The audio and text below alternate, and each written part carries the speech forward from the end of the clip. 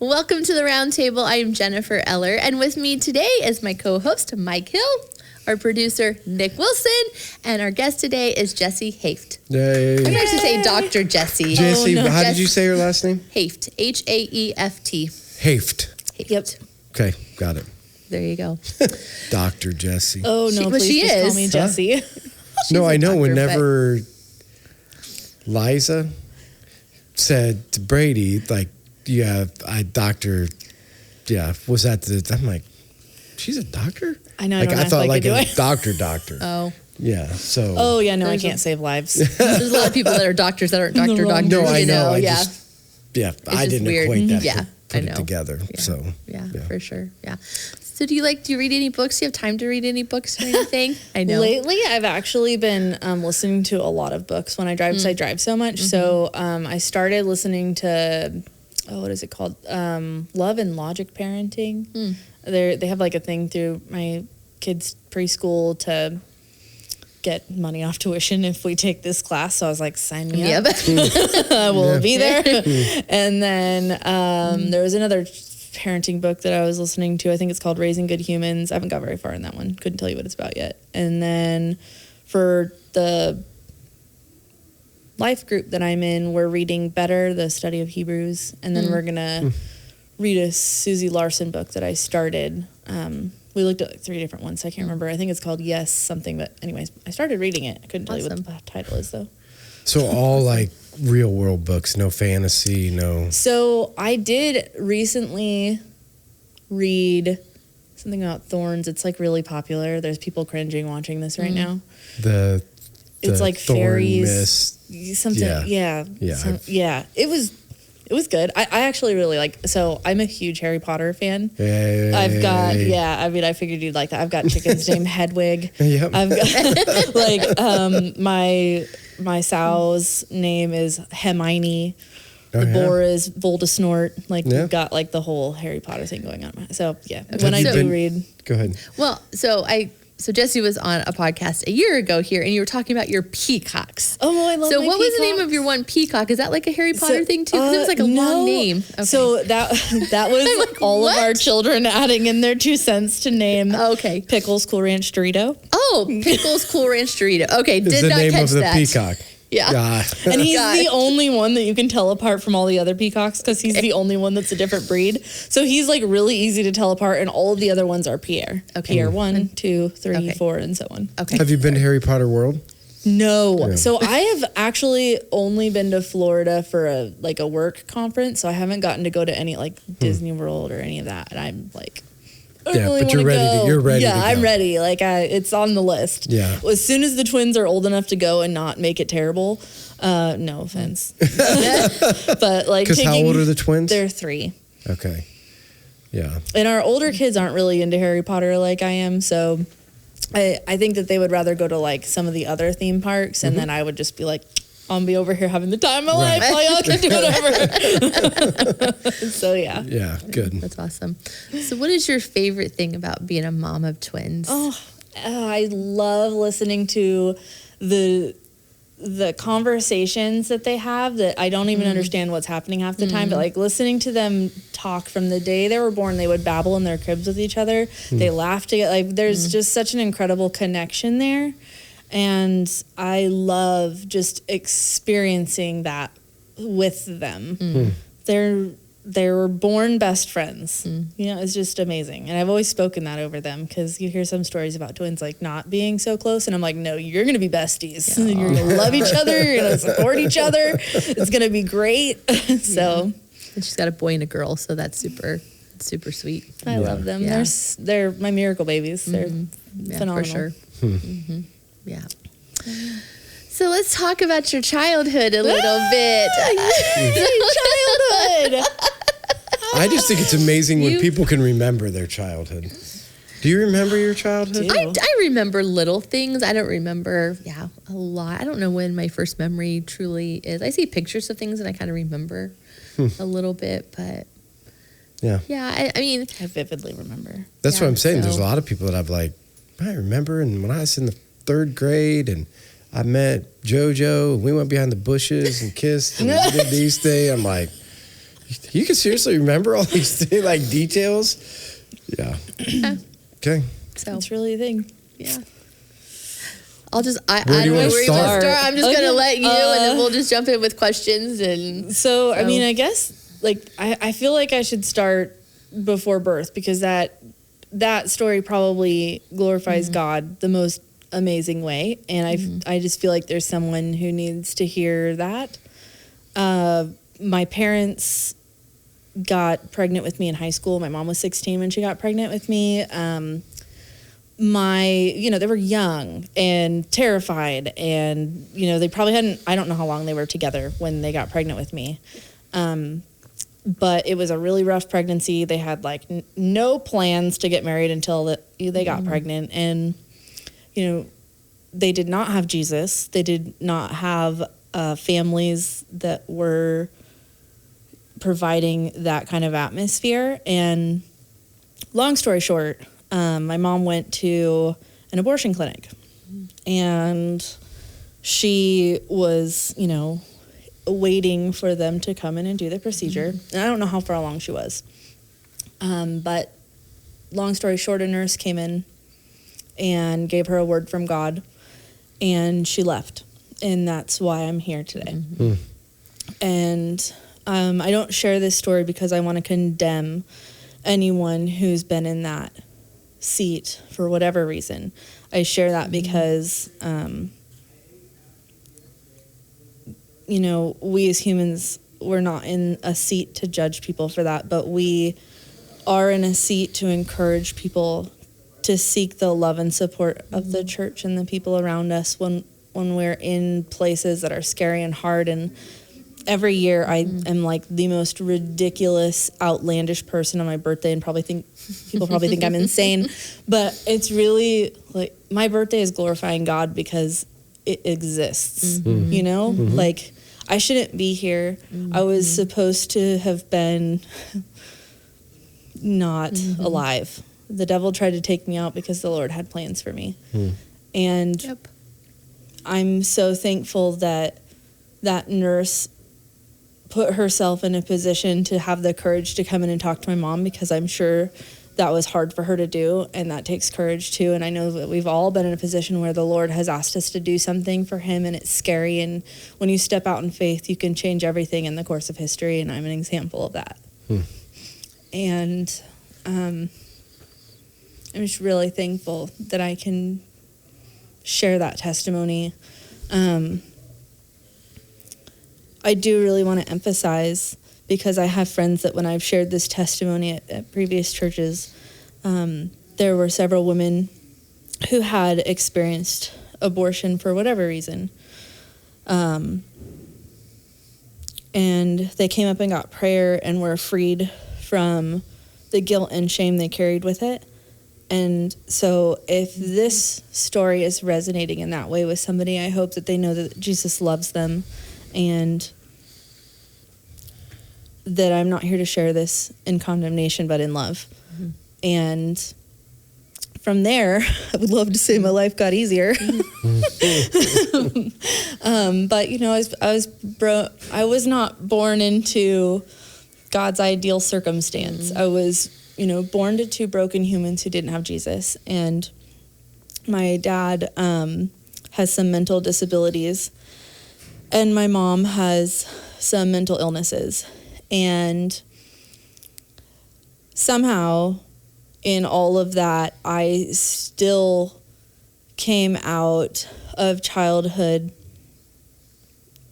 tenacious and kind and loving God in my life. And there were so many people along the way that were able and willing to be put in a position to speak into my life in a godly manner when I really needed it and didn't even recognize what it was.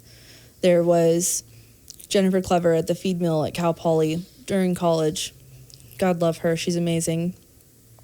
She was the first one to call me out on sexual sin, and the first one to really show me what it was like to be a godly woman. And there were other people along the way that I could think of too, but she really stands out. And it was like I was learning to be human with each of these people. You know, like when I'm not going to say that I wasn't raised by people, because there's a lot of people who like stepped in, but the conditions in which I was raised weren't like, this is how you sit at a table and hold a fork. This is how you act when you're in public. This is, you know, like when I was with certain people in my family, they would help with that stuff. But for the most part, like, I was raised by people who did their best, but their best wasn't what most people experience. And that can be really damaging if you don't have a Lord and Savior who loves you enough to guide you.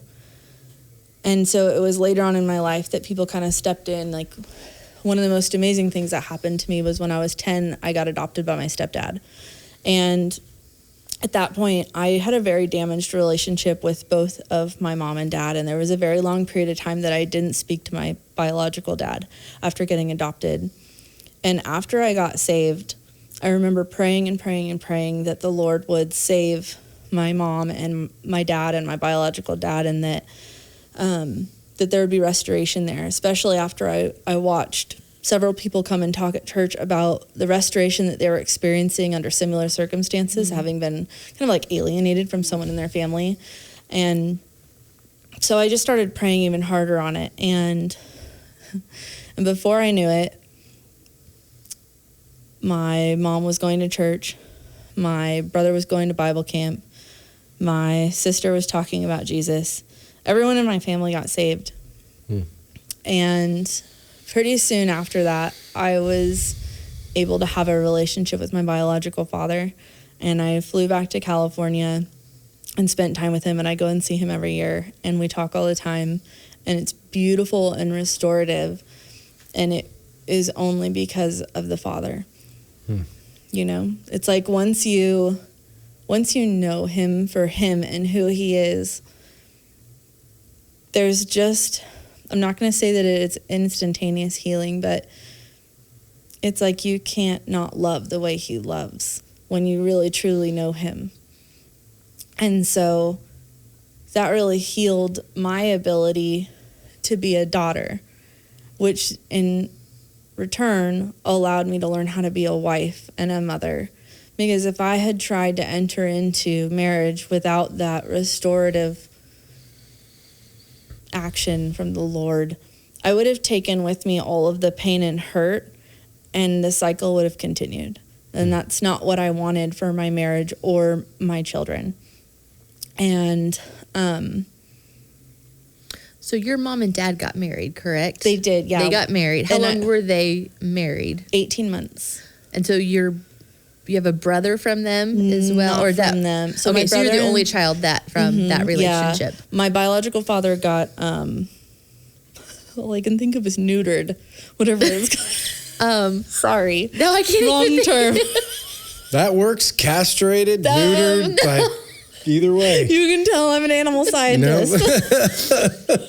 I can't even think of it. I don't know what it's called. Whatever. That thing where you can't have children. Yes. Yeah, yes, but there's you were castration, vasectomy. You're thinking of something else. Like So I'm the only child he's ever had.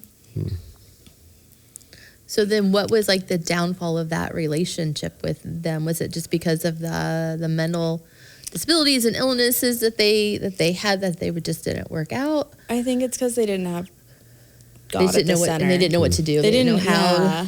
I don't think they had, I'm not going to say they didn't have a support system, but I don't think they had a God-centered support system. And they were so young. And there's people who make it from that young age. But they really had a lot going against them.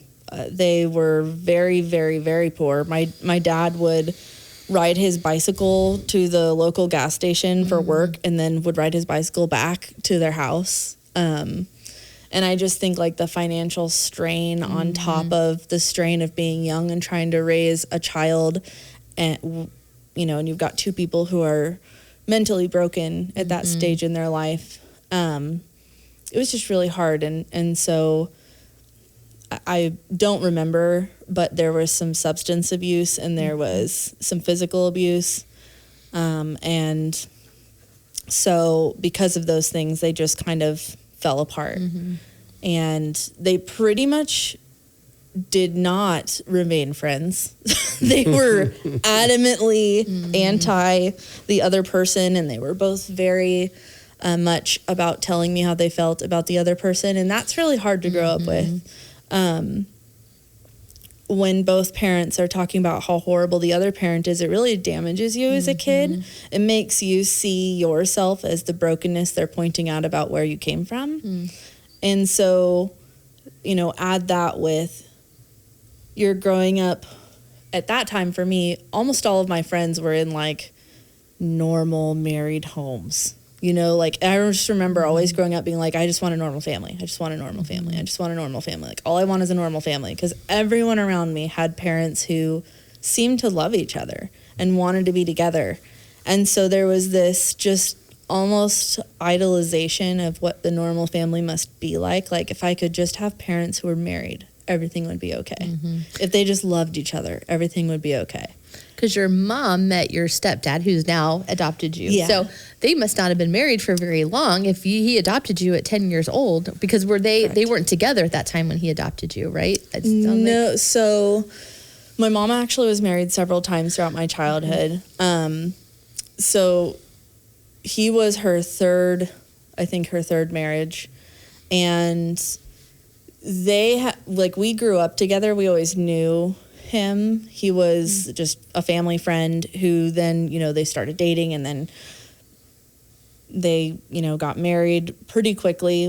When I was in like 6th grade, they got married. They started dating when I was in 5th grade. And then he adopted me several years later because we were still in custody battles. There was pretty much custody battles between my biological parents my entire childhood. And it was, I don't know that it was ever really about who was going to win, because there never seemed to be a solution that was being sought. It was just kind of like this brokenness that kept feeding itself, if that makes sense. And it stopped when my stepdad was essentially like, you're breaking this child. This child is being torn between two homes, and look what it's doing to her. And when that realization was made and the adoption went forward, it was like my whole entire life changed for the better. All of a sudden I had stability. I had a parent who actually wanted to talk to me and gave me the time of day and cared about my thoughts and feelings. I wasn't alone all the time. I wasn't just like dropped off places. It was amazing. Like I finally had a family, and then like my sister was born, and that was even better because I'd always wanted a sibling. And then my brother came along shortly after that, and they were like my whole world. And I'm not going to say life became perfect because, you know, their marriage had its struggles too, but for the first time in my life, I had breakfast every morning. And I knew I was going to have lunch at school. And I knew when I got home, it wasn't just going to be SpaghettiOs. And it was incredible. Yeah. So in all of that, was there ever, like, where did faith come in, or church, or any of it? Was there really any of that in that process? There really wasn't, but when I was really young, my babysitter was a Jehovah's Witness, and so she would just leave out these little children's books. And I never became a Jehovah's Witness or anything, but I remember reading about how God created the earth. And so I would when I'd have a bad day, I didn't even know what I was praying to or for, but I would talk to God when I was walking around my grandma's ranch and stuff like that. And when things got particularly bad before I was adopted, I would pray to him. And it was like I wasn't alone, even though I didn't know I wasn't alone, if that makes sense. It was like there was this comforting force that I knew existed, but I didn't really know much about it. And then in middle school and high school, some friends invited me to youth group, and I totally went just because there was a cute drummer. And I talked in the first podcast how I went on a mission trip, even though I wasn't even necessarily in the church. And so there was like moments where like the Lord was feeding me carrots, and I was kind of like, eh. Yeah. And I got saved in grad school because I was walking by a church every day. And then I kind of like wandered back away again. Well, how did you ever get to the point, like, so you talk about, I mean, childhood's kind of rocky. I mean, relationships kind of rocky. You grew up in a poor home. Like, how did you even get to the place of going to college? Yeah, no, that's a great question. You know what I mean? Like, how do you, that something you always wanted to do, somebody help you through that process? Are you still in California at this time? Yeah. Okay, so I'm in California. My whole childhood, my grandma always said, you're going to become a doctor. You're going to become a doctor. So I wanted to be a large animal vet. And I got to see like cows get dissected on her ranch and like stuff like that. So then fast forward to when my dad adopted me, I start having someone like speaking into my life and like encouraging me to do well in school, and like just positive things all of a sudden are like being spoken over me. And I'm like, okay, I am worth something. I can totally do this. So then he was supportive of me going to college, and all of a sudden my grades, went to straight A's and stuff like that. Then I go to college, and I maybe didn't focus on the things I should have in undergrad. Had a little too good of time. And then... Not married, not dating. Yeah. I was in several long-term relationships. Oh, okay. Because I had a super big idol for marriage. I kind of developed this ungodly idol my whole life. Like, if I have the perfect family, if I have the perfect husband, we'll have the perfect kids, and we'll have that perfect marriage that I didn't really get to see as a kid, and that's what I'm going to create. Right. But it didn't matter who the husband was, because I didn't have God enough to understand. Sure. So I was just kind of like, you want to get married? You looked at me, cool, and so I would stay in these relationships that weren't bad. Right. Like I dated really good people, but they weren't the right person for me, and the relationship should not have lasted longer than probably the first month once we got to actually know each other and realize that our paths were never going to be, you know what I mean? So, and that just led to more devastation than it needed to be. Right. It was when, so I'm still in California. I do my master's and my undergrad there. And at this point, I'm like, I want to become a professor. I need to get a PhD. And I'm applying for PhDs. I don't get accepted. And then all of a sudden, it's the middle of the summer. I get an email. I'm working in Southern California. And they're like, I just ended like a almost 5-year relationship. Oh, wow. And I really thought we were going to get married. And actually I'm really good friends with him and his wife now. I'm like, they're so amazing. But at the time, rewinding, I was, a mess. And so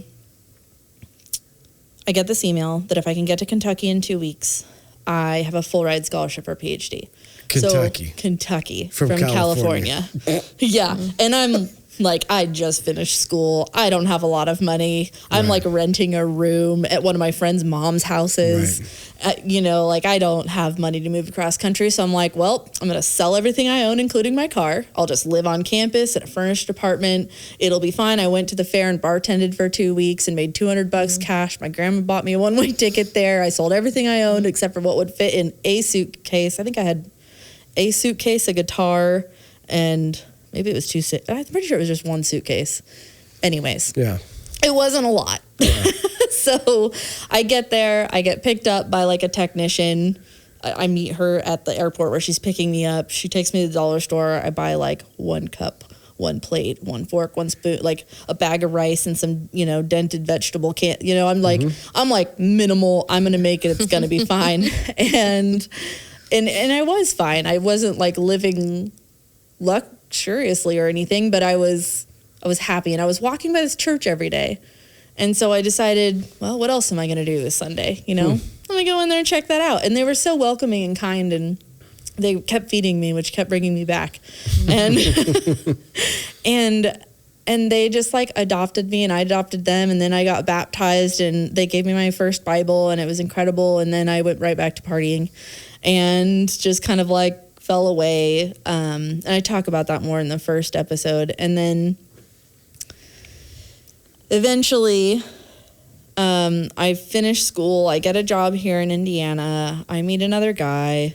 We decide to get married like idiots. And then, because, you know, I'm just like, all right, you are male. You're willing to put a ring on it. Sure. Yeah. You know, like just no standards. And he was a great guy. It just wasn't the guy for me. So long story short, we plan out this 375 person wedding on a golf course in Batesville. And 5 days before we were supposed to get married on the 4th of July, because that's my favorite holiday. And 5 days before, you know, he's dragging his feet and not wanting to get married, and when we call it off, and I am devastated, like beyond devastated. Devastated enough to want to kill myself. And that was the day I heard the voice of God. And I'll never forget how it brought me to my knees and how much love filled me when I just had nothing. I was so broken and so alone. And so it was like every hurt I had ever experienced as a child came into me in that moment. And it was like all of it again happening in that moment. And I just want to die. And he saved me again, you know? And I had never felt so loved and just encumbered by his presence. And it was from that moment on that I started reading the Bible and just pouring myself into him and him pouring into me. And it was like an incredible type of restoration that until you experience it, it's really hard to describe. And so at that time, you got a good support system? Do you have a friend group? I mean, Yes. You know what I'm saying? Like that's a lot. Yes. You know, going on. Oh, and then, you know, I'm 2,300 miles away or right. 2,600 miles away from home, you know, and I don't really have anyone. But 6 months before we called off the wedding, we went to this church and I saved the pastor's number. And in that moment, the Lord led me to call him. And I'm like, I don't know why I'm calling you, but I need help. Right. And so he met me at a cafe down the road, like just a few minutes later, and just talked to me and introduced me to all kinds of people. And then all of a sudden I'm like going to so-and-so's house for dinner. And I actually ended up moving in with one of the families for a couple of weeks. And then I moved in with one of the girls at church, and she taught me how to like walk in purity and to wait for a godly man. And I mean, it was like all of a sudden the Lord was like, oh, I finally got your attention. Here is everything you've ever wanted. Just like all these incredible families. And one of the families, they surprised me when we dedicated our babies at church.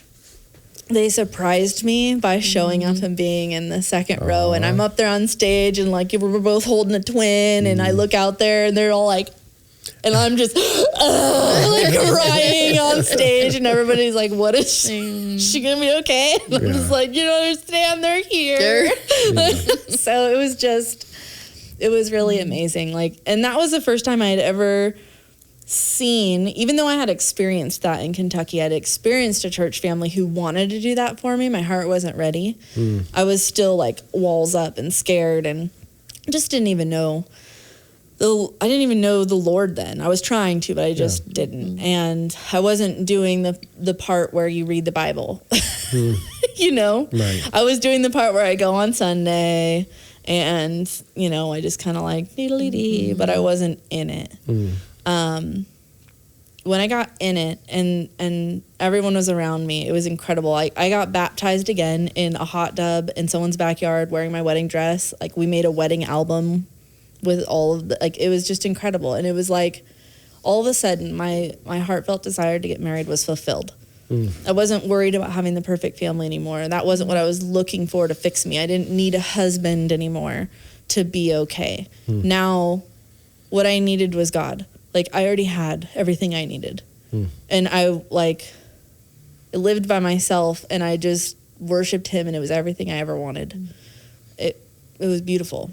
And so at that moment, you're still in Kentucky?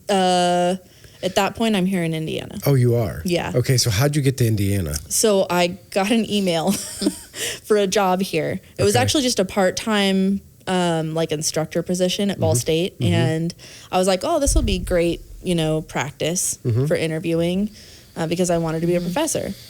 So I do the interview, I get the job, and I'm like, I don't want it. It's only part-time. And they're like, well, what if we made it full-time? Well, in that case. So then I came here for that. And then a year later, they made it a permanent position. So I applied for that after working here for a year in like the temporary full-time. And I got that. And then I just... Yeah, and so now I'm faith is going good, life is going good, you're getting settled. Not married? Not married yet. Not married yet. So then I just told the Lord, I'm like, none but the one. Just hide me. I don't want to date.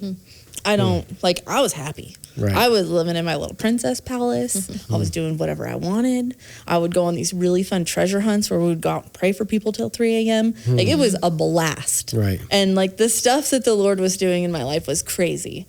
It was I was miraculously healed, and I was getting these amazing words from God. Just random people, just in the most random situations, would come up and say something no one should know, and it would just wreck me. Just these incredible things were happening everywhere I went, and I just was immersed in his love and loving it.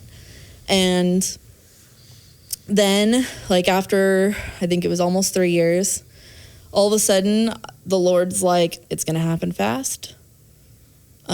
Just, be open-minded.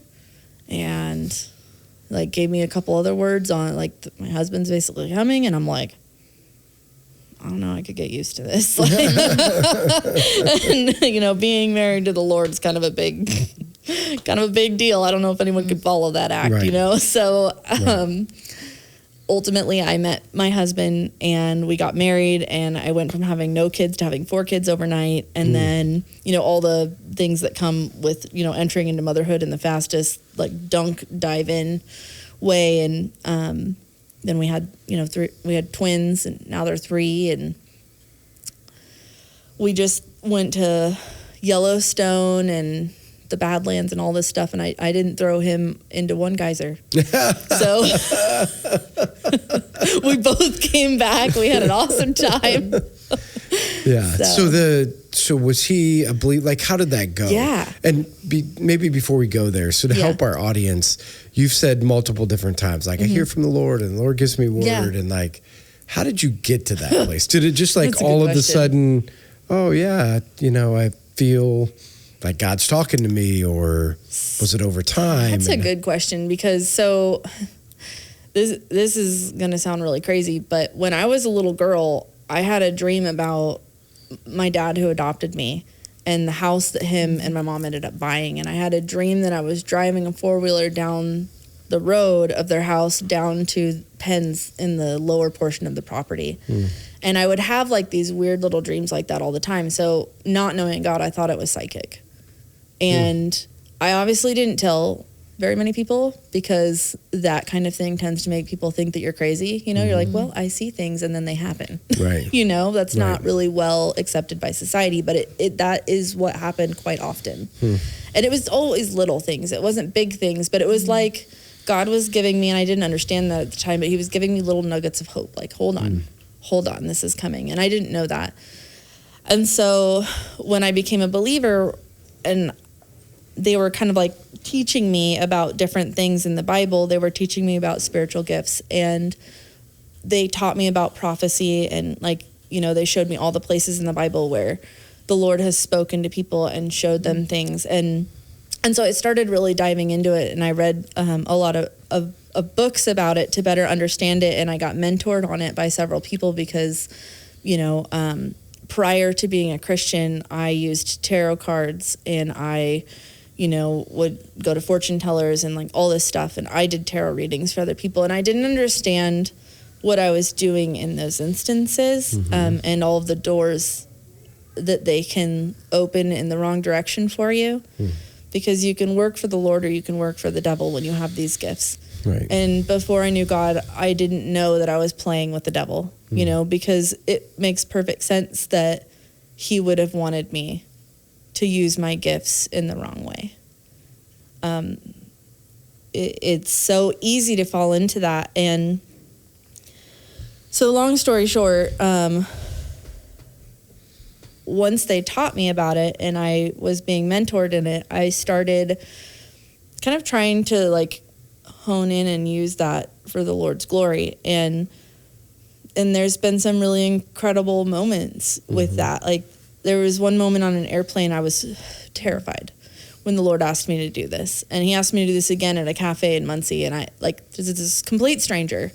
I have never seen this person before in my life. And I very visibly can see, like, this blinking arrow over their head. Like, the Lord is like, this person right here. And I'm like, okay, yeah.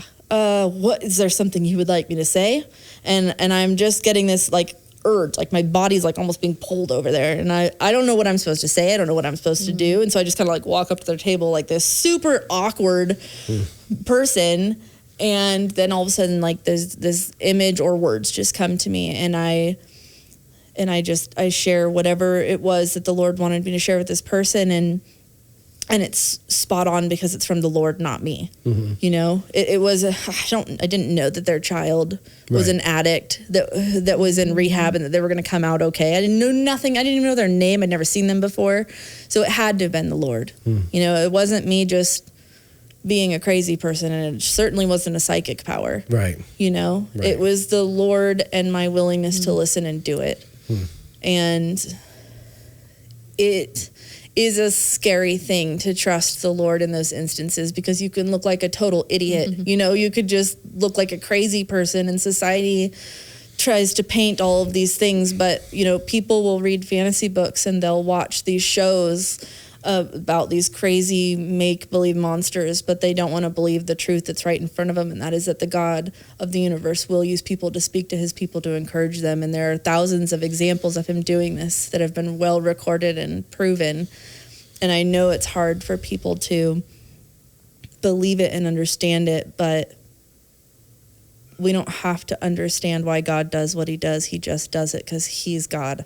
Yeah. I think it's an like, I think there are more people that God wants to use to encourage people and to talk to people. I just think that so many people are shut off to it because they're like, they think they're being crazy, or they think they're making something up in their head, and it's not. Just the Lord will use it to his glory. Just have faith and step out of your comfort zone and do it, because the more you read the Bible, the more he's going to speak through you. The more you open up to knowing him, the more you're going to know that when the words come, they're from him. Right. That still small voice that you're hearing and feeling, that's the Lord. Yeah, I just think it's a struggle, because I think a lot of people struggle hearing in general. You know, like I heard from the Lord for myself. Like, this is what I feel like God's saying to me, let alone like, hey, this is what I feel like God's saying. And I'm supposed to talk to Jessi and say, hey, I have no idea what this means, but I just want you to know. But I think it's something that it's not a slim amount of people. I think there's more people than, I think God is speaking to people and is asking people to speak to other people all the time. I just don't think we listen. I don't think we obey. And I think he's like, I can find another vessel if you're not going to listen. I got a word for somebody, or I got a message for somebody. So I'll talk to them who are going to talk to you, or whatever that works. So in the midst of that, so all these things are going good. You go, I don't need a husband, but you find a husband, right? And so in that, is he godly man? Was he somewhere in the middle? Was it? I would say he was somewhere in the middle. Both of us. So I regressed a little when we first started dating. And that was me, not him. And so where him and I met, we were equally yoked, if you will. He had grown up in church. He knew the Bible. He wasn't not living it out. Sure. But he had been going to church and was, you know, trying to get back into it. And he had been kind of like re-saved at the same time that I had been re-saved. He had been married before. There was infidelity. They divorced because of it at the exact same time that I was going through the calling off of the marriage for similar reasons. And so it was like our lives were like parallel. And so when we met and started dating, it was like so easy to talk to him. And we were on the same plane, so we started going to church together, and his children weren't used to going to church, so I was trying to find a place where they had a really good children's ministry, so that's, you know, where we went, and they had friends there, and marriage was easy for us. It was just like, it just was natural. He was just my person. You know, there was no bickering or fighting, or, you know, it was just so easy. The only hard parts of marriage for us were just all the financial chaos that comes with having 4 kids and like 2 adults and, you know, just all of that. And, you know, just normal co-parenting struggles and just stuff like that. Yeah. And so it was very easy to kind of like walk into that life. And I would say we got a lot thrown at us from the devil the last 7 years. Like, not many people have had the number of economical catastrophes that we have had.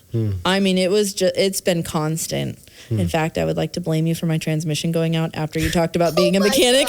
Literally the next day, Mike, it's somehow your fault. Just kidding. I don't think you are. I think you're serious. Poor Mike. I have a word for you, Mike. This is it right here.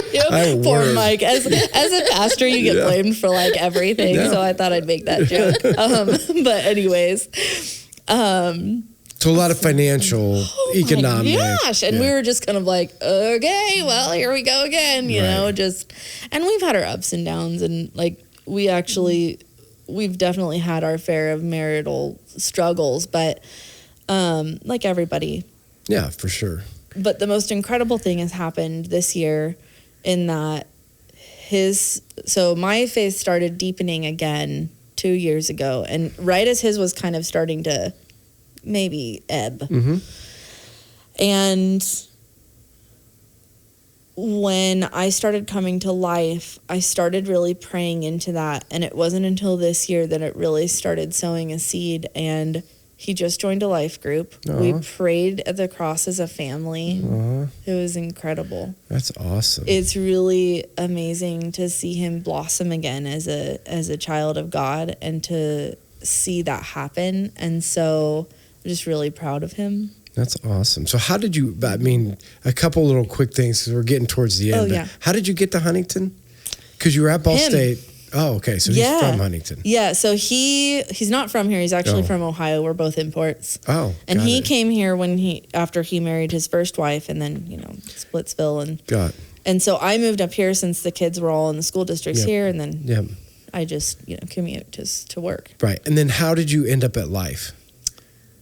Like, what was It was a combination of hearing about it from the Ellers, and then my kids started going to Tracy Adkins. And so I was like, well, I would like to join your Bible study, Tracy, even though I wasn't going to church here. Right. So then I joined her Bible study, and I started getting connected, and I just, the flow to come here was just kind of natural. Yeah. It just happened. There was nothing wrong with our other church. It just, I just kind of migrated here. Right.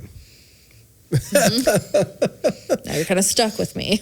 Yeah. So as we're ending up, if you could think through, you know, so for a lot of women that, like, you're talking through, I mean, your story is vast through struggles with, you know, your parents growing up, finding a way to fit in, trying to figure out identity. I mean, that's some of the stuff that you were talking about. Like, it's a real big struggle to figure out identity, and then, you know, taking on this idea of, and I don't even know what the right word is, but I see this a lot, is I just need a man. Yeah. You know what I mean? Like, I need a man. Being alone is hard. To fill some of those things. And so if you could give advice to young women, older women, of where you are today, because, you know, for people that would see you today and love to see you worship and on the stage and God using you in amazing ways, what would be some advice that you would give them? The number one advice that I would give would be to pour your heart and soul into the Bible and worshiping the Lord in whatever way works for you. Because if you don't pour yourself into him, you're pouring into the wrong vessel, and the fruit that you will reap from that will be rotten. You will end up in an unhealthy marriage that will result in divorce or heartache or a miserable life. Your children will not be raised by a godly household. You will essentially create an environment that you will regret and not enjoy for the rest of your life. And we as a society tend to glorify relationships and romance, and everything's going to end up like a Nicholas Sparks movie. And it's not true. Even if you end up in the most amazing godly marriage with your best friend, there's still struggles, and it's still hard, and nothing is perfect because we're in a fallen world. So nothing is going to be perfect. But it sure is a heck of a lot easier when you've got the Lord, especially when you both have the Lord. Because trials and errors and temptations are always on the fringe. So choose God and allow him to choose your spouse for you, and stick with that and don't waver. Do not give in to the loneliness. It will get better. That's good stuff. And again, I think I speak on behalf of all of us. So one of the things I always notice when you first come, like, I love people who are free to worship, so I love people who are just like, I don't even know what the right word is. So the first time I ever saw you, I'm like, and I know that people love the Lord too, that don't ever open their mouth, but it is cool to see like whatever it is. So I love to see your worship. I love to see what God's doing in your life. I love the progression of just being able to watch you. Not because I think too, like, clear back to what you said from the beginning, you were saved for a reason from abortion, and so cool to fast forward and see the way that God's using you now, and that you're not wasting your time or wasting your gift, and you're seeing God use you. So thank you. And I'm glad that we can share in that with you. So when this comes out, make sure you like, share, or comment. When it comes out on Facebook, we'd love for you to be able to get Jessi's story out to other people. And because again, I think a lot of people are going to be impacted by your journey and your story and the things that you have to say. If you're a listener, make sure that you go to our YouTube page and watch. That way, if you don't know Jessi, she's usually second service, front row. When I'm standing on the stage, she's to the right, so you can go up and see her. Right? That's right?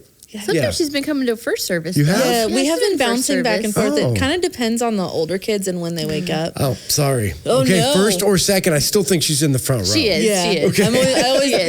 I always try to be in the front because otherwise I get distracted. And it's hard to move around if you're in the back. Yeah, right. Too many people.